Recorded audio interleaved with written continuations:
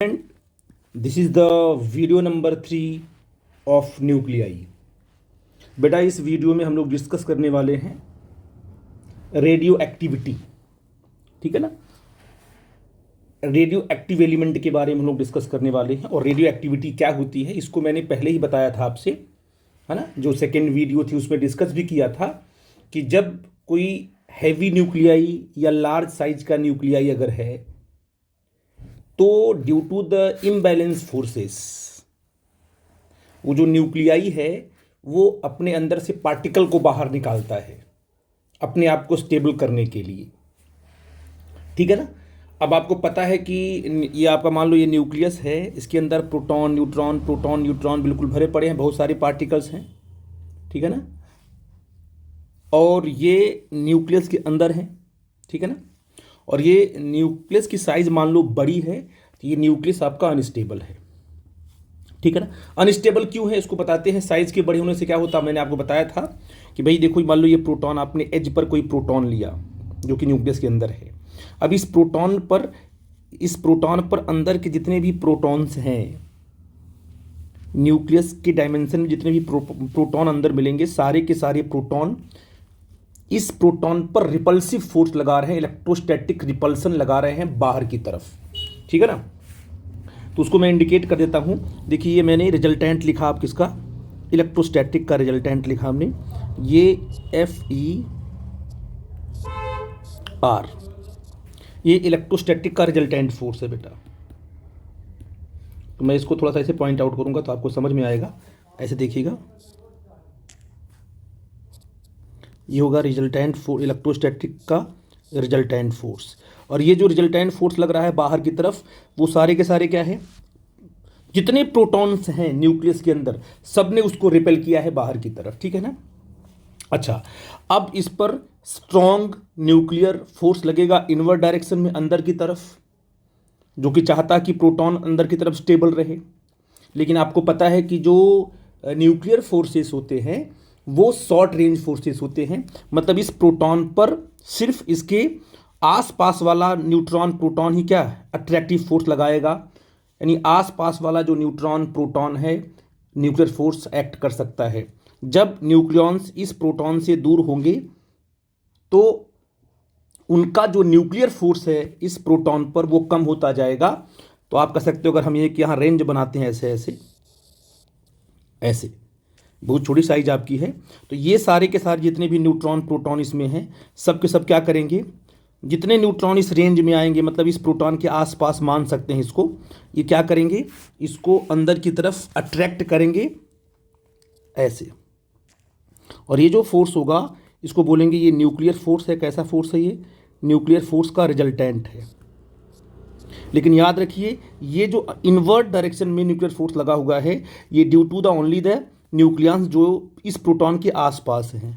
क्या यहाँ के न्यूट्रॉन प्रोटॉन जो इस रेंज में आएंगे, जो इस प्रोटॉन से बहुत दूर हैं, क्या इस पर न्यूक्लियर फोर्स एक्ट करेंगे? आप कहोगे सर नहीं, क्योंकि न्यूक्लियर फोर्स आपका शॉर्ट रेंज फोर्स है।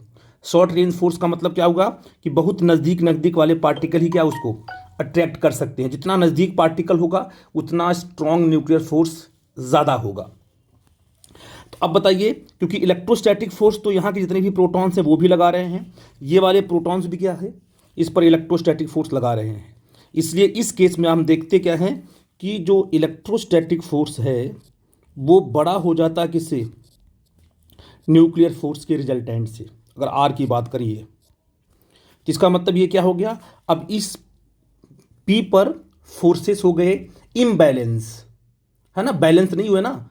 अब ये अनबैलेंस फोर्स हुआ तो ये प्रोटॉन, ये पूरा का पूरा न्यूक्लियस क्या करेगा, पार्टिकल को बाहर इजेक्ट कर देता है और अपने आप को क्या है फिर से स्टेबल कर लेगा। तो अनस्टेबल न्यूक्लियाई क्या करता है, कुछ पार्टिकल को बाहर निकाल करके अपने आप को स्टेबल करता है। और जो पार्टिकल बाहर निकलते हैं उन्हें बोलते हैं रेडियो एक्टिव रेडिएशन बोलते हैं, अल्फा बीटा गामा। अब ये प्रोटॉन तो अकेला निकलेगा नहीं, क्योंकि इस प्रोटॉन के आसपास जितने भी न्यूट्रॉन हैं प्रोटॉन हैं सब इससे स्ट्रॉन्ग न्यूक्लियर फोर्स से क्या है जुड़े हुए हैं। तो जब कभी कभी प्रोटॉन बाहर निकलता है तो अकेला नहीं निकलता है, कुछ प्रोटॉन और कुछ न्यूट्रॉन को लेके निकलता है, उसके बोलते हैं क्लस्टर के फॉर्म में। किस फॉर्म में?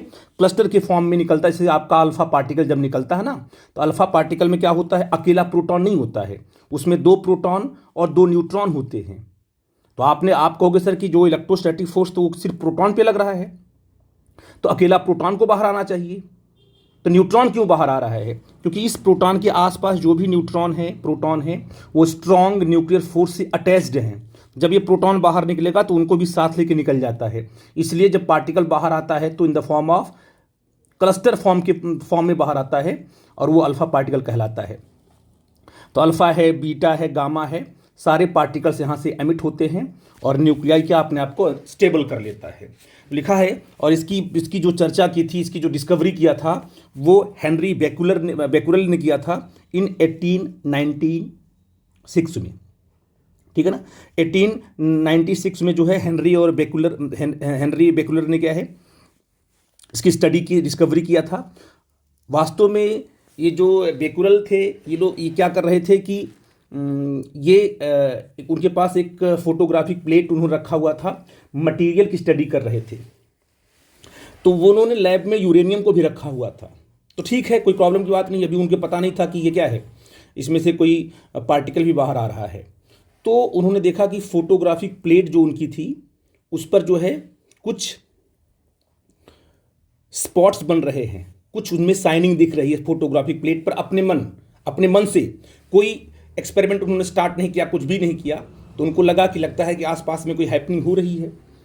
तब उन्होंने ये चेक किया कि भाई जो फोटोग्राफिक प्लेट पर जो इफेक्ट दिख रहा है वो कहाँ से दिख रहा है। जब हमने कोई एक्सपेरिमेंट स्टार्ट ही नहीं किया और अपने मन से फोटोग्राफिक प्लेट पर क्या है, कुछ इफेक्ट दिखने लगे, है ना। तो इन्होंने फिर आसपास के जो उन्होंने मटेरियल रखा था उसकी स्टडी की, तो उनको फिर चला पता कि यार जो हमने यूरेनियम रखा हुआ है, वो उसके जो न्यूक्लियस होते हैं वो इटसेल्फ क्या हो रहे हैं, डिसइंटीग्रेट हो रहे हैं। अपने अंदर से क्या है, कुछ पार्टिकल्स बाहर निकाल रहे हैं, और पार्टिकल जाकर के फोटोग्राफिक प्लेट पे गिर रहे हैं, और तभी फोटोग्राफिक प्लेट पर इफेक्ट हमको दिख रहा है, ठीक है ना। तो फिर जाकर के वहाँ पर फिर स्टडी उन्होंने की, फिर उनको अल्फा, बीटा, गामा, जो पार्टिकल के नेचर के हिसाब से सबका उन्होंने नाम रखा। तो ये तो देखा गया कि भाई यूरेनियम का जो अगर न्यूक्लियस होगा तो लार्ज साइज का है, वो अनस्टेबल होगा, और वो क्या करेगा, पार्टिकल को इजेक्ट करेगा, थ्रो कर देगा अपने अंदर से, और अपने आप को स्टेबल कर लेगा। तो लिखा है यहाँ पर देखिए, due to imbalance of forces inside the nucleus, electrostatics बाहर की तरफ और स्ट्रॉन्ग न्यूक्लियर फोर्स अंदर की तरफ, are due to the limited range of nuclear force. क्या है, न्यूक्लियर फोर्स की रेंज कैसी होती है, लिमिटेड होती है, बहुत दूर तक नहीं होती है। Are due to the limited range of nuclear forces, nuclides spontaneously disintegrate, particle को बाहर निकाल के अपने आप को छोटा कर लेता है न्यूक्लियाई स्टेबल करने के लिए, इनटू अदर न्यूक्लियाइड जो कि छोटा है पहले से, and this phenomena is called the radio activity, ठीक है ना। तो इस फिनोमेना क्या बोला गया, इस फिनोमेना को बोला गया कि ये radioactivity, this phenomena is known as radioactivity, and जो पार्टिकल बाहर निकल रहा है ये अल्फा, बीटा, गामा, उसको बोला गया रेडियो एक्टिव रेडिएशन, ठीक है बेटा जी। तो बेटा जी ये तो आपका हो गया रेडियो एक्टिविटी क्या है, उसको मैंने एक्सप्लेन कर दिया, ठीक है ना। अल्फा, बीटा, गामा का स्पॉन्टेनियस बाहर निकलना न्यूक्लियस से और उसको अपने आप को स्टेबल करना, ये जो फिनोमेना है उसको बोलते हैं रेडियो एक्टिविटी, ठीक है ना। और एक कर्व बनाया गया आपके कंपेडियम में है, स्टेबिलिटी कर्व, ठीक है ना। ये देखा गया जब न्यूक्लियस की स्टडी हो रही थी, तो ये देखा गया कि जो छोटे न्यूक्लियाई होते हैं जो कि स्टेबल हैं, ये स्टेबिलिटी कर्व है। तो जो स्टेबल न्यूक्लियाई हैं उनमें उनके अंदर क्या प्रॉपर्टी है, तो जो स्टेबल न्यूक्लियाई होते हैं उनके अंदर प्रोटॉन और न्यूट्रॉन के नंबर की स्टडी की गई कि क्या कुछ ऐसी बात तो नहीं है कि प्रोटॉन और न्यूट्रॉन के नंबर अगर बराबर हैं तो वो न्यूक्लियाई मोर स्टेबल होगा, या प्रोटॉन के नंबर ज़्यादा हैं न्यूट्रॉन के कम हैं तब मोर स्टेबल होगा। इस तरीके से उन्होंने क्या है, आपने इसके पहले बाइंडिंग एनर्जी कर्व देखा था, ठीक है ना। तो इस प्रकार से अलग अलग न्यूक्लियाई को रख करके जो स्टेबल न्यूक्लियाई थे उनको इकट्ठा किया गया और उनकी प्रॉपर्टी के बारे में देखा गया कि भाई क्या कि कोई ऐसी कॉमन प्रॉपर्टी मिल जाए जिससे हम बोल सकते हैं कि अगर ये प्रॉपर्टी किसी न्यूक्लियस के पास होगी तो वो स्टेबल होगा, ठीक है ना। तो ऐसी कोई कॉमन प्रॉपर्टी मिली नहीं, ठीक है ना, कि एक प्रॉपर्टी आप कॉमन मिल जाए और कह दो कि ये प्रॉपर्टी किसी भी न्यूक्लियस के पास होगी तो स्टेबल होगा, ऐसा कुछ उनको नहीं मिला। तो क्या मिला, उन्होंने देखा कि नंबर ऑफ प्रोटॉन और नंबर ऑफ न्यूट्रॉन, सॉरी ये न्यूट्रॉन है, ये आपका न्यूट्रॉन है, ठीक है। तब उन्होंने क्या देखा कि जो छोटे न्यूक्लियस जिसमें जैसे अल्फा पार्टिकल है 2He4 है, 2 प्रोटॉन 2 न्यूट्रॉन, आपका जो ऑक्सीजन है, ठीक है बेटा जी, उसमें क्या है 8 और 16 है बेटा ना, तो 8 प्रोटॉन और 8 न्यूट्रॉन। तो जो छोटे न्यूक्लियाई हैं जिनमें नंबर ऑफ प्रोटॉन और न्यूट्रॉन क्या है, छोटे जो न्यूक्लियाई हैं और स्टेबल हैं, जैसे अल्फा पार्टिकल है, हाइड्रोजन अल्फा पार्टिकल है, ऑक्सीजन है ना, कार्बन है, ये जो स्टेबल न्यूक्लियाई हैं इनमें एक प्रॉपर्टी देखी गई, नंबर ऑफ प्रोटॉन और नंबर ऑफ न्यूट्रॉन अगर बराबर हैं तो ये स्टेबल हुई। तो इसका मतलब क्या हुआ, ठीक है, स्टार्टिंग में देखा गया कि जो ग्राफ मिला, ये मान लो ये जो लाइन है, ये लाइन क्या करती है, represent number of proton number of neutron बराबर है। लेकिन लाइन कैसी मिली देखो बताता हूं मैं आपको, कर्व आपका कुछ ऐसे मिला,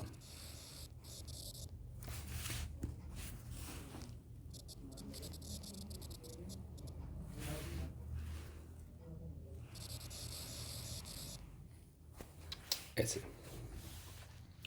अब ये कहा गया कि जो न्यूक्लियस इस लाइन पे लाई कर रहे हैं यहाँ पे हैं वो स्टेबल होंगे, क्योंकि यहाँ पर number of proton number of neutron क्या सेम है, ठीक है ना। इसके बाद आगे बढ़े तो वो स्टेबल जो न्यूक्लियाई थे उनमें नंबर ऑफ प्रोटॉन न्यूट्रॉन बराबर नहीं मिला। तो ये जो कर्व है ये स्टेबिलिटी कर्व है, यहाँ पर अगर न्यूट्रॉन अगर यहाँ पर सारे न्यूक्लियस पाए गए, इसके अंदर मिले, जितने भी न्यूक्लियस इसके अंदर मिले सब के सब स्टेबल माने गए। ये जो है इसकी रेंज, मतलब एक रेंज बनाई गई, प्रोटॉन न्यूट्रॉन के नंबर की एक रेंज बनाई गई, उस रेंज में जो भी न्यूक्लियाई पड़ता था उसे क्या माना गया, स्टेबल। यानी इस रेंज के बाहर कोई नंबर ऑफ प्रोटॉन न्यूट्रॉन का रेशियो आया तो वो भी अनस्टेबल होगा, इस रेंज के लेफ्ट में आया तब भी वो अनस्टेबल होगा। जो न्यूक्लियाई जिस न्यूक्लियाई का नंबर ऑफ प्रोटॉन न्यूट्रॉन इस रेंज में आए, है ना, इसे बोलेंगे स्टेबिलिटी रीजन बोलेंगे, ठीक है ना। ये देखा गया कि जो है अब कर्व क्या करता है, स्टेबिलिटी जो कर्व है वो धीरे धीरे कहाँ उठता है बोलो, न्यूट्रॉन की तरफ, क्योंकि अगर आप आगे की तरफ जाते हो तो न्यूक्लियस की साइज क्या होती है, बढ़ती है। अगर न्यूक्लियस की साइज बड़ी है और उसको वो स्टेबल है तो पक्का है कि उसमें न्यूट्रॉन के नंबर ज़्यादा होंगे। मतलब अगर मान लो साइज बड़ी है, साइज बड़ी हुई, अब इसमें प्रोटॉन भी और न्यूट्रॉन भी है, तो अगर साइज बड़ी हुई और प्रोटॉन का नंबर ज़्यादा हुआ तो प्रोटॉन का नंबर ज़्यादा हुआ तो रिपल्सन बढ़ जाएगा इस पर, और रिपल्सन बढ़ेगा। अच्छा, प्रोटॉन का नंबर ज़्यादा हुआ, रिपल्सन बढ़ेगा, लेकिन स्ट्रॉन्ग न्यूक्लियर फोर्स नहीं बढ़ पाएगा। क्यों? क्योंकि साइज के बड़े होने से ये जो प्रोटॉन्स हैं ये इस प्रोटॉन पर न्यूक्लियर फोर्स एक्ट नहीं करेंगे। क्यों? क्योंकि साइज बड़ी है, रेंज बड़ी हो गई ना, लेकिन इलेक्ट्रोस्टैटिक फोर्स तो लगेगा। इसलिए जो बड़े न्यूक्लियाई होते हैं उसमें क्योंकि नंबर ऑफ प्रोटॉन कम होते हैं और नंबर ऑफ न्यूट्रॉन ज़्यादा होते हैं तभी वो स्टेबल होगा। क्योंकि जो न्यूट्रॉन होगा वो क्या है, जब न्यूट्रॉन ज़्यादा होगा तो रिपल्सिव फोर्स कम होगा, और रिपल्सिव फोर्स कम होगा तो क्या है, आपका बड़ा न्यूक्लियस भी स्टेबल होगा। इसलिए जैसे ही नंबर ऑफ प्रोटॉन, जैसे अब आगे की तरफ बढ़ते हो, number of proton number of neutron बढ़ने लगते हैं, तो स्टेबल होने के लिए न्यूट्रॉन का नंबर ज़्यादा होना चाहिए प्रोटॉन से। आई थिंक मेरी बात समझ पा रहे हो। तो इस ग्राफ के अंदर जो भी न्यूक्लियस मिले सब के सब क्या है, स्टेबल माने गए। ये सिंपल ऐसे था आपको अंडरस्टैंड कराने के लिए, इसके डेप्थ में नहीं जाना आप लोगों को है। तो इसको बोलते हैं स्टेबिलिटी कर्व। क्या बोलते हैं इसको? Stability curve, number of proton and number of neutron. ठीक है बेटा। अब बेटा देखो कि ये तो स्टेबिलिटी कर्व आपने देख लिया, साथ में एक चीज़ और देखना आपको है कि हेनरी बेक्यूरेल ने जब उनको रेडियो एक्टिव रेडिएशन के बारे में चला पता, तब उन्होंने प्रॉपर तरीके से स्टडी करना स्टार्ट किया। उन्होंने एक लेड का चैम्बर लिया। चैम्बर इसलिए लिया क्योंकि ये जो रेडियो एक्टिव रेडिएशन है ये एक्सपोज ना हो पाए, बाहर ना निकल पाए, क्योंकि हार्मफुल होते हैं। इसलिए इन्होंने चैम्बर लिया। इस चैम्बर में आपने उन्होंने रेडियो एक्टिव एलिमेंट रख दिया, यूरेनियम, है ना। ठीक है बेटा जी, इन्होंने इसमें क्या रखा, यूरेनियम रखा। और फिर उन्होंने देखा कि यूरेनियम से कुछ रेडिएशन बाहर निकल रहे हैं, ठीक है ना। तो जो रेडिएशन बाहर निकल रहे थे उनकी स्टडी करनी थी इनको। तो इन्होंने क्या किया, अब रेडिएशन जो निकल रहे हैं उसमें से जो पार्टिकल्स निकल रहे हैं वो पार्टिकल चार्ज हैं कि अनचार्ज हैं, कि कैसे पार्टिकल्स हैं, इनकी स्टडी करनी थी। पार्टिकल कौन से हैं, क्या उनका नेचर है, कुछ पता नहीं था। तो इन्होंने क्या किया, सामने जो है चैम्बर के सामने एक प्लेट पॉजिटिव लगा दी, एक नेगेटिव लगा दी और एक इलेक्ट्रिक फील्ड डेवलप कर दिया। उनको ये पता करना था कि अगर चार्ज पार्टिकल होगा तो पक्का है कि इलेक्ट्रिक फील्ड में डिफ्लेक्ट होगा, न्यूट्रल होगा तो नहीं होगा। तो उससे चलेगा पता कि हाँ जो भी पार्टिकल्स बाहर निकल रहे हैं वो कितने टाइप्स के पार्टिकल्स हैं, क्या उनका नेचर है, उन पर चार्ज है कि नहीं है, इनकी स्टडी करनी थी। यहाँ पर पॉजिटिव, यहाँ पर नेगेटिव लगा दिया। तो उन्होंने देखा कि जब पार्टिकल्स बाहर निकले तो कुछ पार्टिकल्स जो है निगेटिव प्लेट की तरफ बेंड हो गए, उनका कर्वेचर छोटा था, मान लीजिए ऐसे। कुछ पार्टिकल निगेटिव प्लेट की तरफ और दिखाई पड़े उनको, जिनका कर्वेचर क्या था, बड़ा था, जो जिनकी रेंज बड़ी थी, ठीक है ना। और उन्होंने देखा कि कुछ पार्टिकल ऐसे हैं जो कहाँ पर पॉजिटिव प्लेट की तरफ बेंड हो जा रहे हैं, ठीक है ना। और कुछ ऐसे पार्टिकल्स मिले कि जो कि इलेक्ट्रिक फील्ड में विदाउट डिफ्लेक्ट हुए, वो बिल्कुल स्ट्रेट निकल गए। अब इनको चार वैरायटी मिली, दो कहाँ बेंड हो गई, नेगेटिव प्लेट की तरफ बेंड हो गई, और एक पॉजिटिव की तरफ, एक क्या है विदाउट डिफ्लेक्शन, क्या है वो स्ट्रेट निकल गया। तो ये तो कंफर्म हो गया कि जो पार्टिकल्स नेगेटिव प्लेट की तरफ बेंड हो रहे हैं, है ना, वो तो पॉजिटिव चार्ज है, क्योंकि इलेक्ट्रिक फील्ड क्या कर रही है, उनको राइट साइड में बेंड कर दे रही है। इसका मतलब क्या है कि ये इस वाले पार्टिकल का नेचर और इसका नेचर वो पॉजिटिव है। इन दोनों चार्जेस की बात की गई, पॉजिटिव चार्ज दोनों हैं। और जो कहाँ बेंड हुआ, जो बेंड हुआ पॉजिटिव चार्ज की तरफ, जो बेंड हुआ प्लेट की तरफ, जो बेंड हुआ उसको नेगेटिव चार्ज माना गया। और जो इलेक्ट्रिक फील्ड में डिफ्लेक्ट नहीं हुआ, स्ट्रेट निकल गया, अब ये कहा गया या तो वो कोई न्यूट्रल पार्टिकल हो, न्यूट्रॉन हो, या तो फोटॉन हो। न्यूट्रॉन तो फिजिकल पार्टिकल है, वो भी न्यूट्रल है, और फोटॉन भी क्या है, जो इलेक्ट्रोमैग्नेटिक रेडिएशन, वो भी न्यूट्रल है। अब ये जो स्ट्रेट निकल गया, इन दोनों में से कोई एक हो सकता था, चाहे न्यूट्रॉन या तो फोटॉन। जब स्टडी की गई तो ये देखा गया कि ये जो पार्टिकल निकल रहा है, जो डिफ्लेक्ट नहीं हो रहा है, वो तो न्यूट्रल है ही, और साथ में वो फिजिकल पार्टिकल नहीं है, यानी वो न्यूट्रॉन नहीं है, वो है गामा। गामा मतलब क्या होगा, ये है फोटॉन, इलेक्ट्रोमैग्नेटिक रेडिएशन है, ठीक है ना। तो अब इसकी क्या है, इससे इनको बड़ी हेल्प मिली कि सारे पार्टिकल को डिफ्रेंशिएट करने के लिए।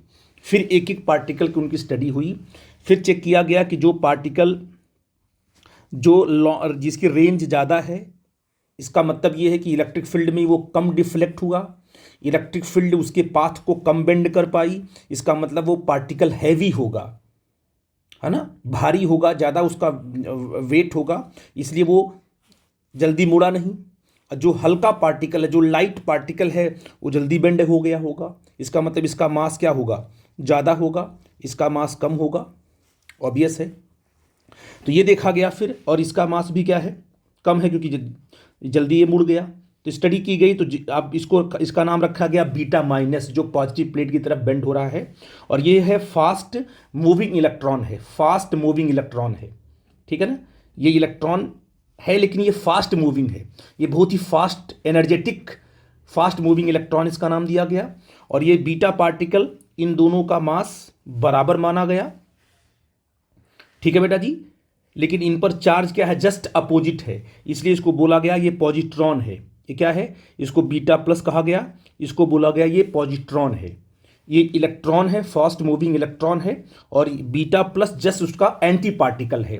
तो this is the anti particle of fast moving electron, इसको बीटा प्लस बोला गया। और ये जो बाहर निकला, ये हीलियम निकला, हीलियम का न्यूक्लियस बाहर निकला। मैंने बोला था ना कि अनस्टेबल अगर न्यूक्लियाई है तो उसमें से जब प्रोटॉन बाहर निकलना चाहता है तो उसके आसपास जो छोटे न्यूक्लियस, जो उसके आसपास जो न्यूक्लियस होते हैं वो स्टक होके भी साथ में निकलते हैं, तो वो अल्फा पार्टिकल है जो 2 प्रोटॉन और 2 न्यूट्रॉन को साथ में लेके बाहर निकल रहा है। तो हीलियम का न्यूक्लियस इस पर +2 चार्ज होगा, ठीक है ना। तो आप देखो इस तरीके से इसकी स्टडी की गई। आई थिंक मेरी बात आप समझ गए। इसके बाद फिर अल्फा के पार्टिकल की बात करेंगे, फिर हम बीटा प्लस की बात करेंगे, फिर बीटा माइनस की बात करेंगे, फिर गामा की बात कर लेंगे। तो 1 बाय 1 चारों की हम एक एक करके स्टडी करने वाले हैं। पहली बात, अल्फा पार्टिकल क्या है? अल्फा पार्टिकल 2He4++ है। इस पर चार्ज कितना है? तो आप कहोगे चार्ज इसका होता है +2E होता है। पहली बात इसको पॉइंट आउट कर लो आप, कितना होता है? +2E होता है, ठीक है ना। और ये न्यूक्लियस ऑफ किसका? हीलियम का न्यूक्लियस है, ठीक है ना। अच्छा, इसका मास क्या होता है? मैंने बताया इसका मास क्या होगा? 4 AMU, यानी 4 into mass of proton. AMU मतलब एक प्रोटॉन का मास, और 4 से मल्टीप्लाई करना पड़ेगा। मैंने आपको पहले ही बताया था किसी भी एलिमेंट के न्यूक्लियस का मास निकालना है तो मास नंबर AMU में रख दो, तो पूरा का पूरा मास उसका आ जाएगा एक एटम का मास। एक एटम का मास कितना होगा? तो अल्फा पार्टिकल एक ही एटम है ना, एक ही पार्टिकल है, तो उसका मास क्या होगा? 4 AMU होगा। डिफ्लेक्ट होगा किस में? इलेक्ट्रिक फील्ड, मैग्नेटिक फील्ड में, क्योंकि उसके पास क्या है? पॉजिटिव चार्ज है। चार्ज पार्टिकल है तो पक्का है डिफ्लेक्ट होना है। फील्ड इलेक्ट्रिक फील्ड में भी क्या है और मैग्नेटिक फील्ड में भी। वेलोसिटी इसकी जो रेंज होती है वो 1.4 × 10⁻7 मीटर पर सेकेंड से 2.2 × 10⁻7 मीटर पर सेकेंड होती है। ये मैंने पॉइंट आउट किया, यहाँ सब लिखा हुआ एक एक करके। आप यहाँ से PDF जो नोट है उस वहाँ से आप पॉइंट आउट कर सकते हो। अब सबसे बड़ी आयोनाइज करने की पावर की मीनिंग क्या है? जैसे मान लीजिए एक न्यूट्रल एटम है, उस न्यूट्रल एटम से एक इलेक्ट्रॉन को बाहर निकालना है। तो अगर मान लीजिए कोई न्यूट्रल एटम ये है, ये न्यूट्रल एटम है, इसका न्यूक्लियस ये है और ये ऑर्बिट्स हैं, है ना। अब इस ऑर्बिट से इलेक्ट्रॉन को बाहर निकालना है, तो कितने तरीके से बाहर निकाल सकते हो? या तो इस पर पार्टिकल गिराओ, इसको पार्टिकल हिट कराओ, या तो इस पर एनर्जी गिराओ, है ना। तो ये आप या तो इस पर क्या है, पार्टिकल्स को हिट कराओ, गिराओ, या तो इस पर फोटोन को गिराओ, है ना। तो दोनों से ये पार्टिकल बाहर निकल सकता है। लेकिन आपको बता दें, जिसके पास मोमेंटम ज़्यादा होगा वो इलेक्ट्रॉन को आसानी से बाहर निकाल लेगा। इलेक्ट्रॉन बाहर निकलेगा तो पूरा का पूरा एटम क्या हो जाएगा? आयोनाइज हो जाएगा। और किसके पास मोमेंटम ज़्यादा होता है? फोटोन के पास या फिजिकल पार्टिकल के पास? कहोगे सर फिजिकल पार्टिकल के पास मोमेंटम ज़्यादा होगा, क्योंकि फिजिकल पार्टिकल की जो कोर प्रॉपर्टी है मोमेंटम। इसलिए अगर अब अल्फा क्या है? अल्फा हैवी है, भारी है, वो हिट करेगा इलेक्ट्रॉन को तो आसानी से निकाल सकते हैं। अल्फा का मोमेंटम ज़्यादा है तो अल्फा पार्टिकल बड़ी आसानी से क्या है, किसी भी एटम को आयोनाइज कर सकता है। इसका मतलब अल्फा पार्टिकल की जो आयोनाइजिंग पावर है वो सबसे ज़्यादा होगी, 10,000 times more than gamma. Gamma की सबसे होती है, सबसे कम होती है। जो फिजिकल पार्टिकल होगा उसकी ज़्यादा होगी, तो अल्फा की सबसे ज़्यादा होगी क्योंकि भारी है वो और फिजिकल पार्टिकल भी है। फिर बीटा की होगी क्योंकि बीटा भी फिजिकल पार्टिकल है। इसके बाद गामा की होगी, यानी गामा सबसे कम आयोनाइज कर पाता है किसी भी एटम को, क्योंकि उसका मोमेंटम सबसे कम होता है। अगर किसी भी गोल्ड फॉयल हो या किसी भी एलिमेंट को पेनिट्रेट करने की बात आए, है ना, तो जो पेनिट्रेटिंग पावर है वो अल्फा पार्टिकल की सबसे कम होती है और गामा की सबसे अधिक होगी। सबसे कम अल्फा की होगी, फिर बीटा की होगी, फिर गामा की होगी। तो जो पेनिट्रेटिंग पावर है वो जस्ट उल्टा किसका है? आयोनाइजिंग पावर का। तो आई थिंक अल्फा के बारे में मैंने कुछ पॉइंट आउट किए हैं, उनको आप लोग 1 बाय 1 करके पढ़ लेना। अब हमें पढ़ना है अल्फा डिके। किसी भी न्यूक्लियस से जब अल्फा डिके होता है तो क्या फिनोमेना होता है, उनको मैं स्टडी करना चाहता हूं और आप लोगों को बताना चाहता हूं किस तरीके से अल्फा डिके होता है। 1 बाय 1 करके हम लोग देखेंगे, ठीक है बेटा जी। आई थिंक मेरी बात आप समझ पा रहे हो मैं क्या बोल रहा हूं। मान लो बेटा हमारे पास कोई क्या है, कोई हमारे पास एलिमेंट है जिसका मास नंबर, जिसका एटॉमिक नंबर Z है और मास नंबर इसका A है, ठीक है ना। अब ये क्या होगा? ये अनस्टेबल है। कैसा है बेटा जी? ये अनस्टेबल है, ठीक है ना। और इसको बोलते हैं पेरेंट।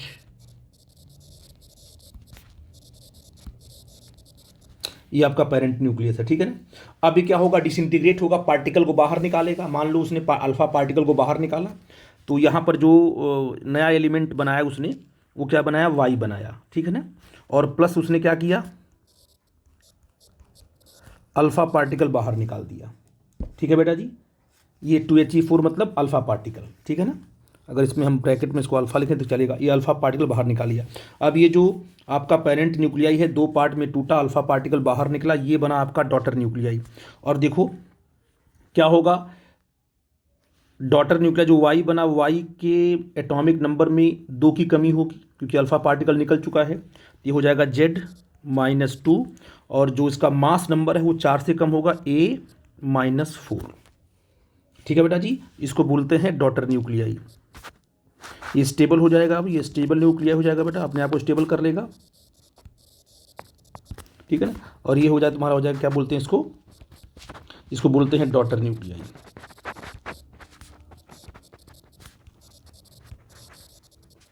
ये आपका डॉटर न्यूक्लियस है, ये आपका अल्फा पार्टिकल है। अब बताइए कि ये हायर एनर्जी स्टेट में है और ये दोनों क्या हैं, लोअर एनर्जी स्टेट में है। तो 100% श्योर है कि जब हम इसका मास की बात करेंगे, इसके मास की बात करेंगे, तो इसका मास इन दोनों के मास के सम से ज़्यादा होगा क्योंकि ये अनस्टेबल है ना।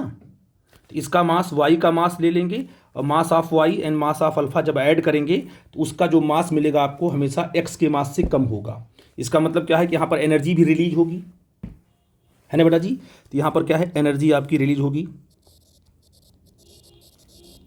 है ना, जिसे बोलते हैं बाइंडिंग एनर्जी। आई थिंक मेरी बात समझ पा रहे हो मैं क्या बोल रहा हूँ। ये एनर्जी रिलीज होगी। ये पूरा का पूरा जो है अल्फा डीके का रिएक्शन है। कोई डाउट होगा तो डिस्कस करना बेटा इसमें। आई थिंक मेरी बात समझ गए कि डॉटर न्यूक्लियाई बना, अल्फा पार्टिकल निकला और एनर्जी भी क्या है, रिलीज हुई। और सबसे बड़ी बात है ये जो एनर्जी रिलीज हो रही है, देखो ये इस पर आपने कोई बाहर से फोर्स तो लगाया नहीं था इसको तोड़ने के लिए, ये तो स्पॉन्टेनियसली अपने मन से हुआ है, 2 पार्ट में टूटा हुआ है। तो पहले जो इसका मोमेंटम था, क्योंकि जो मोमेंटम होता है ना वो अगर एक्सटर्नल फोर्स के एब्सेंस में हमेशा कंजर्व होगा। अगर सिस्टम पर कोई बाहर से फोर्स नहीं लगाया गया है तो मोमेंटम इज ऑलवेज कंजर्व। तो जो आपका पेरेंट न्यूक्लियस था वो पहले से वो तो अनस्टेबल था, तो इसके अंदर इंटरनली क्या हुए, इंटरनली जो इनमें इम्बैलेंस फोर्सेस आए, ये क्या है, due to the internal forces ये ब्रेक हुआ 2 पार्ट में। तो इसका जो इनिशियल मोमेंटम है पी.आई ये तो 0 है। तो इस सिस्टम का जो लेफ्ट साइड का इनिशियल मोमेंटम 0 है, तो राइट साइड का भी क्या है, पूरा का पूरा जो फाइनल मोमेंटम होगा वो भी क्या होगा, 0 ही होगा। क्योंकि दोनों का मोमेंटम, दोनों साइड का मोमेंटम 0 होना चाहिए। क्यों? क्योंकि आपने कोई एक्सटर्नल फोर्स नहीं लगाया है, तो initial momentum is equal to final momentum. I think मेरी बात आप समझ गए मैं क्या बोल रहा हूँ। ये भी, इस कंसेप्ट को भी आपको लेके आगे बढ़ना पड़ेगा, ठीक है। अब देखिए ये जो एनर्जी रिलीज हो रही है, ये जो एनर्जी, प्रॉब्लम है कि एनर्जी कहाँ जा रही है, किस फॉर्म में है, लाइट के फॉर्म में बाहर निकल रही है कि हीट के फॉर्म में बाहर निकल रही है कि एक्सरेज के फॉर्म में बाहर निकल रही है कि अल्ट्रा वायलेट के फॉर्म में। तो ये एनर्जी किस फॉर्म में बाहर निकलती है हमें उसकी स्टडी करनी है। वास्तव में ये एनर्जी न तो लाइट के फॉर्म में बाहर निकल रही है न तो हीट के फॉर्म में बाहर निकल रही है। ये जो एनर्जी है, मतलब इनमें जो मास का डिफरेंस आया ना, वो वाई का मास, और वाई का मास ले लिया आपने, अल्फा का मास लिया आपने, ऐड किया तो एक्स के मास से ये कम हुआ, दोनों का मास सम किया, जो कम हुआ वो हुआ मास डिफेक्ट। उसी के बराबर जो एनर्जी आपको यहां दिखाई पड़ेगी। अब ये जो एनर्जी है ये जो है इन दोनों पार्टिकल को काइनेटिक एनर्जी प्रोवाइड करने में जो है कि यूज हो रही है। ये एनर्जी किसी भी फॉर्म में बाहर नहीं निकल रही है। This energy in the form of क्या है, kinetic energy to the parent nuclei and alpha particle, ये इन दोनों में डिस्ट्रीब्यूट हो जाती है। आई थिंक मेरी बात आप समझ पा रहे हो। इसको बोलते हैं क्यू एनर्जी। क्या बोलते हैं इसको? क्यू एनर्जी, या तो इसको in the sense of quality energy बोल सकते हो। This is known as Q energy. I think मेरी बात समझ पा रहे हो मैं क्या बोल रहा हूं। अब इसका कैलकुलेशन करना हो तो कैसे करेंगे? आपको पता है कि दोनों का मोमेंटम क्या होगा। जैसे मान लीजिए आपने कहा कि सर ये एक्स है, ये किस में कन्वर्ट हुआ, ये वाई में कन्वर्ट हुआ, प्लस किस में कन्वर्ट हुआ, अल्फा में कन्वर्ट हुआ। तो इसका मोमेंटम कितना होगा भाई? इसके पास भी इसका मोमेंटम और इसका मोमेंटम दोनों का सम करोगे 0 को, क्योंकि आपका इसका जो मोमेंटम है पी एक्स कितना है बोलो, ये तो 0 है ना आपका, तो इनका भी मोमेंटम 0 होना चाहिए। लेकिन इनके पास क्या है, काइनेटिक एनर्जी है। क्योंकि जो एनर्जी बाहर निकल रही है क्यू एनर्जी वो इनको मिल रही है। तो अल्फ़ा पार्टिकल अगर कहाँ जाएगा, राइट साइड में, किस वेलोसिटी से, वी अल्फ़ा से। कहाँ जाएगा, अगर ये राइट साइड जाएगा तो पक्का है कि जो आपका डॉटर न्यूक्लियाई कहाँ जाएगा, वो लेफ्ट में जाएगा। क्यों? क्योंकि जो इसका मोमेंटम और जो इसका मोमेंटम दोनों का सम जीरो होगा और मोमेंटम की डायरेक्शन जस्ट अपोजिट होगी तभी जीरो होंगी ना। तो ये आपका होगा वी वाई। तो what is the V Y? V Y is the velocity of the parent daughter nuclei and V alpha is the velocity of the alpha particle. Right में लेफ्ट में पता है, जैसे आपका एक बॉम्ब जब एक्सप्लोड होता है, मिसाइल जब एक्सप्लोड होती है, जब फटती है तो कुछ पार्ट कहाँ जाएंगे, राइट साइड में, कुछ पार्ट कहाँ जाएंगे, लेफ्ट साइड में। ऐसा होता है क्योंकि मोमेंटम को वहाँ कंजर्व करना पड़ता है। सिस्टम खुद में क्या कर रहा है, मोमेंटम को कंजर्व कर रहा है, इसलिए कुछ पार्ट कहाँ पर राइट में, कुछ पार्ट कहाँ लेफ्ट में। राइट वाला लेफ्ट वाला मोमेंटम जब आप जीरो जोड़ोगे आप तो रिजल्टेंट आपको मिलेगा वहाँ पर, फाइनल मोमेंटम। वैसे यहाँ पर मोमेंटम जीरो होने के लिए एक कहाँ जाएगा, राइट में, एक कहाँ जाएगा, लेफ्ट में, ऐसा कॉन्सेप्ट। और ये जो वेलोसिटी इसकी आ रही है, इनके पास काइनेटिक एनर्जी है, क्योंकि ये एनर्जी जो आपकी रिलीज होती है इसी में जाती है, यूज में खर्च होती है। तो अगर हम बात करते हैं कि जो क्यू एनर्जी है ना, जो क्यू एनर्जी है वो कहाँ जा रही है, इसकी काइनेटिक एनर्जी में और इसकी काइनेटिक एनर्जी में। तो आप कह सकते हो जो क्यू एनर्जी है आपकी वो क्या है, 1/2 एम वाई वी वाई का square. M Y is the mass of the Y element plus 1/2 M alpha V alpha square. I think इस बात को समझ गए मैं क्या बोलना चाहता हूँ। तो जो क्यू एनर्जी आपकी है वो पेरेंट न्यूक्लियाई की काइनेटिक एनर्जी एंड क्या है, डॉटर की पेरेंट न्यूक्लियाई, सॉरी जो वाई है ना, वाई आपका डॉटर न्यूक्लियाई है ना, ये जो आपका इस न्यूक्लियाई के वाई जो आपका डॉटर न्यूक्लियाई है उसके काइनेटिक एनर्जी में और प्लस जो पार्टिकल बाहर निकला है उसकी काइनेटिक एनर्जी में खर्च होता है। दोनों को सम करेंगे तो क्या आएगा, क्यू एनर्जी के बराबर आएगा। ठीक है, आई थिंक इस बात को आप समझ गए। इसमें कोई डाउट होगा तो आप पूछना बेटा। अब यहाँ से मोमेंटम अगर आप कंजर्व करोगे तो आप कहोगे सर वास्तव में क्या होगा, क्योंकि इनका मोमेंटम कंजर्व होना चाहिए, तो कहोगे सर यहाँ से एम वाई एंड क्या है, वी वाई, इसका मोमेंटम किसके बराबर होगा, M alpha and V alpha, तभी तो इनका सम जीरो होगा। इसका मोमेंटम और इसका मोमेंटम दोनों बराबर होगा और जस्ट अपोजिट होगा, तभी तो इक्वल जीरो आना चाहिए, क्योंकि यहाँ पर पी एक्स क्या ऑलरेडी जीरो है, मोमेंटम ऑफ एक्स क्या है पहले से जीरो है, इनका सम भी जीरो होना चाहिए, तभी होगा जब दोनों बराबर होंगे। आई थिंक आपने यहाँ पर मोमेंटम को भी कंजर्व कर दिया और जो क्यू एनर्जी है वो दोनों पार्टिकल के काइनेटिक एनर्जी में खर्च हो रही है, जो आपका डॉटर न्यूक्लियाई है और जो अल्फा पार्टिकल है। एक बात मैं और बता दूं आपको कि जो क्यू एनर्जी आपकी है इसका मैक्सिमम पार्ट किसको मिलता है, अल्फा पार्टिकल को, क्योंकि आपका जो डॉटर न्यूक्लियाई है वो भारी है, वो हैवी है ना। अल्फा पार्टिकल तो बहुत छोटा होता है ना, देखो ना यहाँ पर ये जो बड़ा न्यूक्लियस है ये टूट करके ये इसमें कन्वर्ट होगा, पेरेंट डॉटर में कन्वर्ट होगा और अल्फा पार्टिकल में कन्वर्ट होगा। ये तो पार्टिकल है, तो पार्टिकल बाहर निकल रहा है, वो अलग बात है कि हीलियम का न्यूक्लियस है, लेकिन ये बहुत ही छोटा है इन कंपेयर टू आई। तो मैक्सिमम काइनेटिक एनर्जी किसको मिलती है, अल्फा पार्टिकल को मिलती है, और अल्फा पार्टिकल बहुत ही एनर्जेटिक तरीके से बाहर निकलता है और हाई वेलोसिटी से 10⁻⁷ मीटर पर सेकेंड के ऑर्डर से बाहर निकलता है। तो मैक्सिमम काइनेटिक एनर्जी कौन कंट्रीब्यूट कर रहा है, कौन ले रहा है, अल्फा पार्टिकल लेता है। आई थिंक मेरी बात आप समझ पा रहे हो मैं क्या बोल रहा हूँ। ठीक है बेटा जी। और अगर क्यू वैल्यू को आपको निकालना है कि ये जो एनर्जी है इसको कैलकुलेट करना है तो आप कैसे कर सकते हो, एनर्जी मास जो रिलेशन है आइंस्टीन का एनर्जी मास रिलेशन क्या है, मास ऑफ क्या कहोगे सर कि mass of x minus bracket में mass of y minus mass of alpha particle, है ना। ये आएगा तुम्हारा कितना आएगा, यही तो आएगा डेल्टा एम आएगा ना, मास डिफेक्ट आएगा। आई थिंक मेरी बात समझ पा रहे हो मैं क्या बोल रहा हूँ। तो आप ये कह सकते हो कि जो आइंस्टीन मास रिलेशन है ई इक्वल टू क्या होता है बेटा जी, एम इंटू सी स्क्वायर। तो इस मास के करस्पॉन्डिंग जो एनर्जी होगी वही तो क्यू वैल्यू होगी। तो क्यू वैल्यू क्या होगी, क्यू एनर्जी क्या होगी बेटा जी, बोलिएगा। एम कितना है, डेल्टा एम इंटू सी स्क्वायर, है ना, जो मास डिफेक्ट आया। तो आप कह सकते हो सर क्यू वैल्यू यहाँ से क्या हो जाएगा,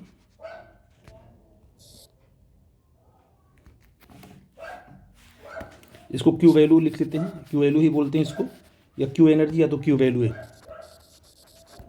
है ना। क्या होगा, डेल्टा क्या होगा बेटा जी, डेल्टा एम इंटू सी स्क्वायर। वैल्यू हाँ क्यू एनर्जी बोलो चाहे क्यू वैल्यू बोलो, बात एक ही है ना। क्यू वैल्यू, एक ही बात है। तो आपने कब क्या बोला बेटा, यहाँ देखो तो ये जाएगा तुम्हारा कितना, mx minus mass of Y daughter nuclear minus mass of alpha particle, है ना, और इनटू क्या होगा तुम्हारा ये सी स्क्वायर, ये आपका क्यू वैल्यू आ गई आपकी, है ना। तो यहाँ से आप क्यू वैल्यू निकाल सकते हो, और चाहो तो आप इसको AMU में कन्वर्ट करके 931.5 से मल्टीप्लाई करके क्यू वैल्यू आप निकाल सकते हो। तो इस रिएक्शन में जो क्यू वैल्यू आपका आ रहा है ना, ये बहुत इंपॉर्टेंट है, और इसका मैक्सिमम पार्ट कहाँ जाएगा, अल्फा पार्टिकल पर। तो कभी कभी क्वेश्चन में कभी कभी का मैक्सिमम ही पूछता है कि what is the kinetic energy of alpha particle.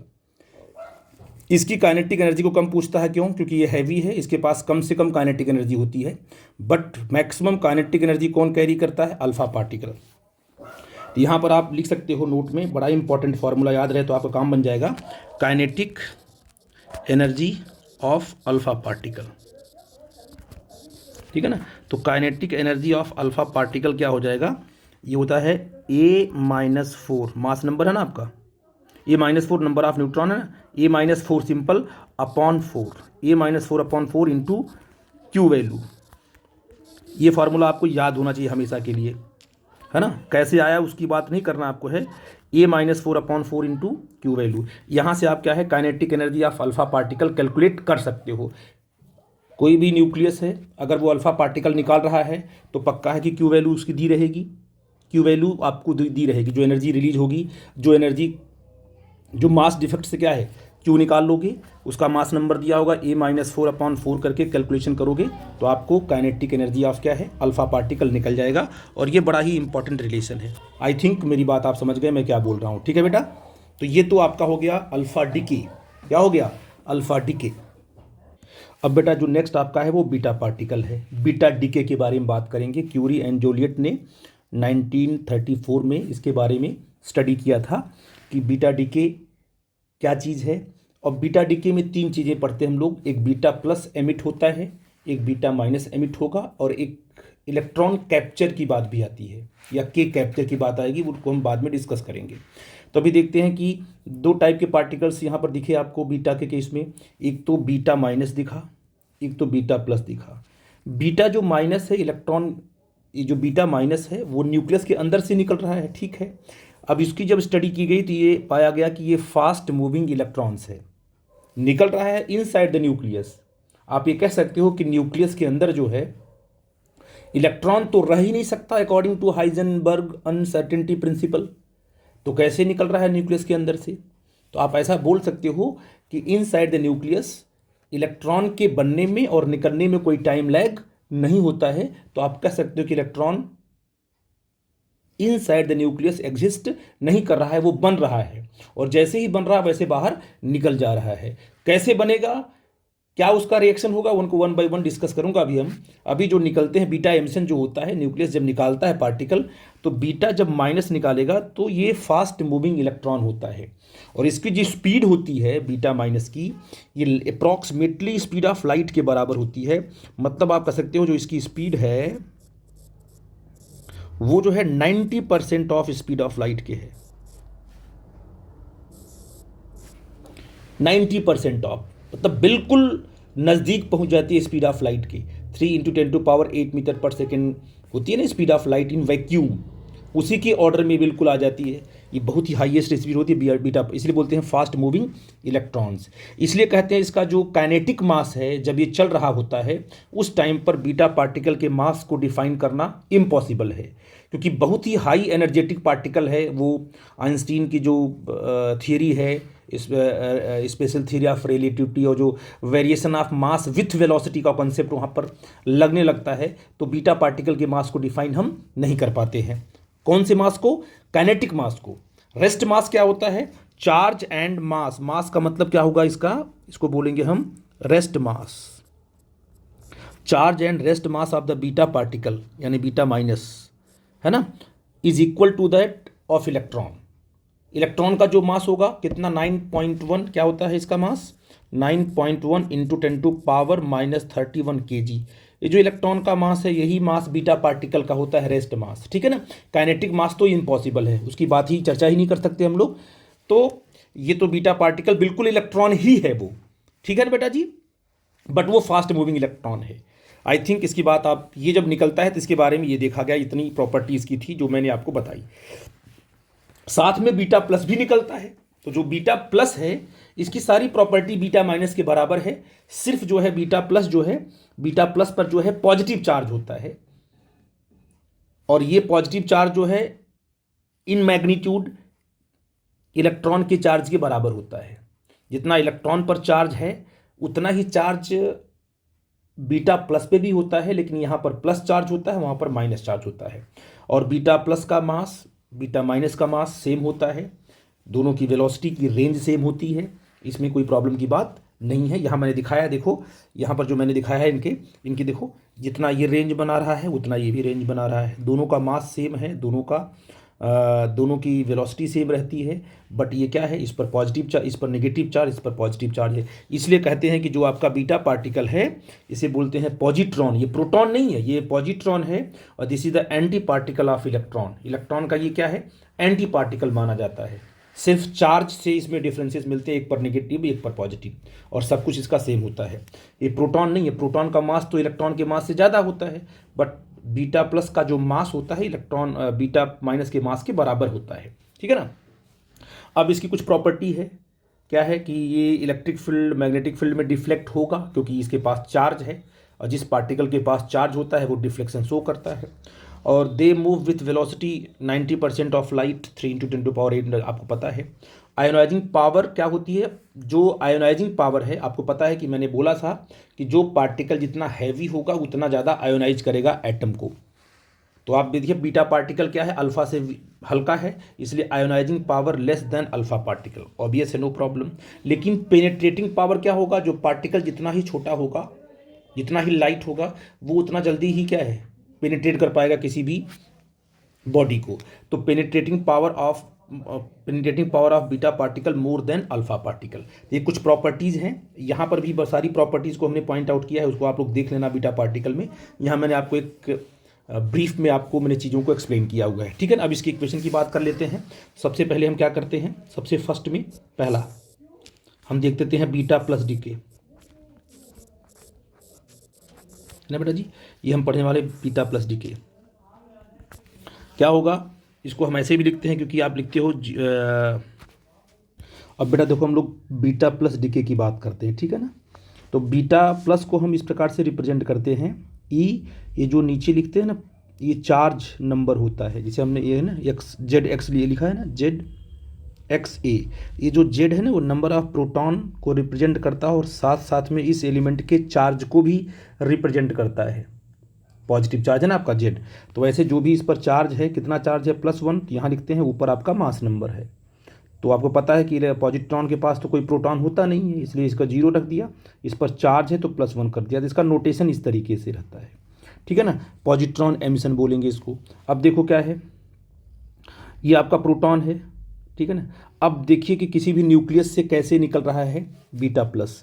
तो न्यूक्लियस के अंदर जो प्रोटॉन होता है, इनसाइड द न्यूक्लियस, अंदर हो रही है घटना, सारी हैपनिंग न्यूक्लियस के अंदर ही हो रही है। जब ये प्रोटॉन ब्रेक होता है किसमें, एक न्यूट्रॉन में और एक पॉजिट्रॉन में, प्रोटॉन टूटेगा, मतलब प्रोटॉन तो खत्म हो गया, क्या बन गया, न्यूट्रॉन बन गया, और क्या बन गया, पॉजिट्रॉन बन गया, ठीक है ना।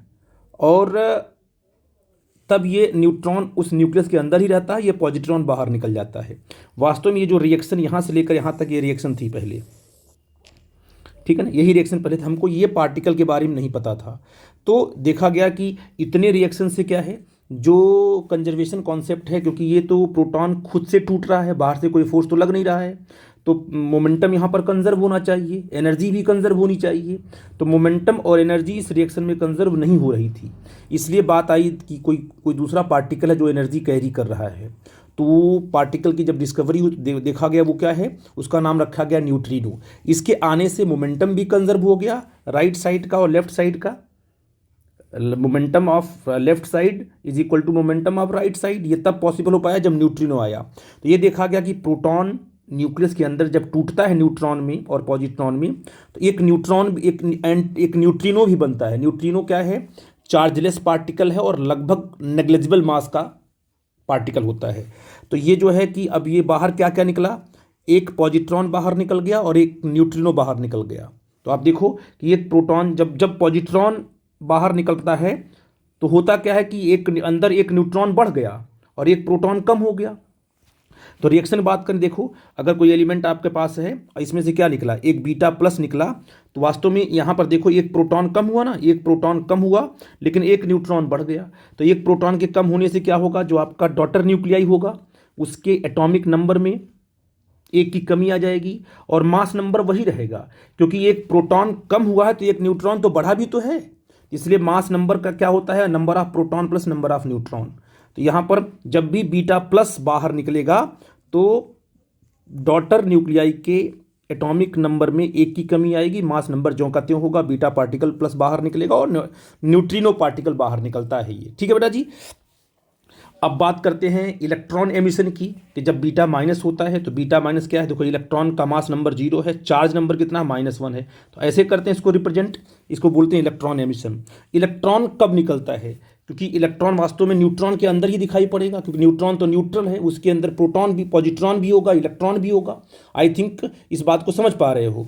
तो जब एक न्यूट्रॉन किस में टूटा, प्रोटॉन में, और एक इलेक्ट्रॉन में, देखो इधर का जो है कि मास नंबर भी कंजर्व है और चार्ज नंबर भी कंजर्व है। मास नंबर कितना 1 है, देखो यहाँ पर 1 मिला आपको, और आपका चार्ज नंबर देखो 1 -1 0 हो गया, इधर का भी 0 हो गया। तो चार्ज भी कंजर्व है, मास नंबर भी, सब कुछ कंजर्व आपका है। तो आप देखो इस तरीके से, अब ये प्रोटॉन, यानी कहने का मतलब अब न्यूक्लियस के अंदर एक न्यूट्रॉन कम हुआ और एक प्रोटॉन बढ़ गया, और ये जो है इलेक्ट्रॉन और प्लस एंटी न्यूट्रिनो, जो कि मोमेंटम और एनर्जी को कंजर्व करने के लिए आया था। तो एक इलेक्ट्रॉन और एक एंटी न्यूट्रिनो बाहर निकलते हैं। अब आप कहोगे सर कि न्यूट्रिनो और एंटी न्यूट्रिनो में क्या डिफरेंसेस हैं, ये दोनों जो है न्यूट्रिनो का एंटी पार्टिकल है, एंटी न्यूट्रिनो, इन दोनों में सिर्फ डिफरेंस क्या होता है, ये दोनों स्पिन इनकी डिफरेंस होती है, इन दोनों में क्या है, स्पिन का डिफरेंस होता है। ठीक है ना, अगर ये अप होगा तो ये डाउन होगा, ये डाउन होगा तो ये अप होगा, इन दोनों के स्पिन में डिफरेंसेस होते हैं। ठीक है ना, दोनों में बस एक ही डिफरेंस आपका है। तो ये आपने कहा कि ये बीटा माइनस निकलेगा, साथ में एंटी न्यूट्रिनो लेके निकलेगा, और देखो रिएक्शन में क्या होगा, ZXA। तो आपने कहा कि जब बीटा माइनस निकला तो वास्तव में न्यूट्रॉन प्रोटॉन में कन्वर्ट हुआ है, तो न्यूक्लियस के अंदर एक प्रोटॉन तो एक्सेस हो गया, तो यहाँ हो जाएगा Z+1, और मास नंबर में कोई फर्क नहीं पड़ेगा, क्योंकि एक न्यूट्रॉन प्रोटॉन में एक न्यूट्रॉन कम हो रहा है तो एक प्रोटॉन बढ़ रहा है। मास नंबर होता है क्या, number of proton plus number of neutron, इसलिए आप कह सकते हो कि यहाँ पर मास नंबर ज्यों का त्यों रहेगा। आई थिंक मेरी बात समझ पाए कि बीटा माइनस डीके में क्या होने वाला है। एक आता है के कैप्चर, इलेक्ट्रॉन कैप्चर। कभी कभी क्या होता है कि जो न्यूक्लियस है अपने सबसे नज़दीक वाली ऑर्बिट, जिसे बोलते हैं के शेल, कि इलेक्ट्रॉन को अपने अंदर खींच लेता है। जब इलेक्ट्रॉन न्यूक्लियस के अंदर चला जाएगा तो वो तो वहाँ पर स्टेबल रह नहीं सकता है, तो इलेक्ट्रॉन जाएगा तो क्या करता है, ये इलेक्ट्रॉन न्यूक्लियस के अंदर की प्रोटॉन से आपस में क्या है, रिएक्शन करता है। तो इलेक्ट्रॉन प्रोटॉन आपस में अटैच हो जाते हैं। तो जो क्या होगा, जब इलेक्ट्रॉन कैप्चर होगा, इसे बोलते हैं इलेक्ट्रॉन कैप्चर। जब इलेक्ट्रॉन न्यूक्लियस के अंदर कैप्चर होगा तो एक प्रोटॉन क्या करेगा, इलेक्ट्रॉन के साथ कंबाइन होकर क्या बनाएगा, एक न्यूट्रॉन बनाएगा और साथ में एंटी न्यूट्रिनो बनाएगा, साथ में बनाएगा न्यूट्रिनो, ये तो बाहर निकल जाता है, न्यूट्रिनो पार्टिकल बाहर निकल जाता है। ठीक है बेटा जी। तो आप रिएक्शन की बात देख लो, तो क्या होगा, अब एक प्रोटॉन एलिमिनेट हो गया, एक इलेक्ट्रॉन के कैप्चर होने से क्या बन गया, एक न्यूट्रॉन एक्सेस हो गया। तो जब आपका इलेक्ट्रॉन कैप्चर होगा किसी भी एलिमेंट में तो ZXA है, Z में एक की कमी आने वाली है, तो क्या हो जाएगा Z-1, और आपका मास नंबर ज्यों का त्यों रहने वाला है A, और ये आपका न्यूट्रिनो बाहर निकलेगा। इसको बोलते हैं इलेक्ट्रॉन कैप्चर। जब भी ये भी बीटा डीके की कैटेगरी में ही आता है, 3 हुए, beta plus, beta minus and के कैप्चर, ये 3 की हम लोग स्टडी करते हैं, तीनों का हमने रिएक्शन लिखा है। आई थिंक आप लोगों को ये बात समझ में आई होगी। थैंक यू बेटा।